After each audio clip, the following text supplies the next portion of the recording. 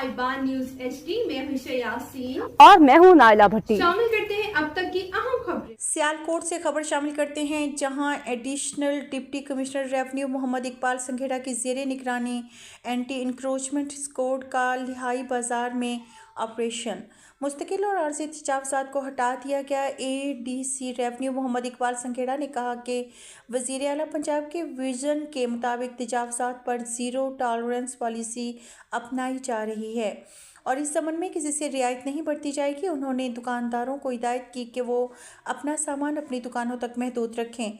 बसूरत दीगर तमाम सामान बहक़ सरकार जब्त कर लिया जाएगा, जबकि दोबारा खिलाफ वर्जी पर गिरफ्तारी अमल में लाई जाएगी और मुकदमात भी दर्ज करवाए जाएंगे। उन्होंने कहा कि ट्रैफिक के बहाव में रुकावट बनने वाली रेहड़ियों के खिलाफ भी कार्रवाई की जाएगी।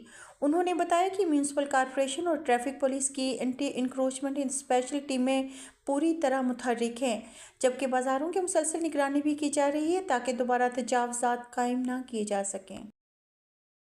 तक के लिए इतना ही। मज़ीद खबरों और अपडेट्स के लिए देखते रहें साहिबान न्यूज़ HD।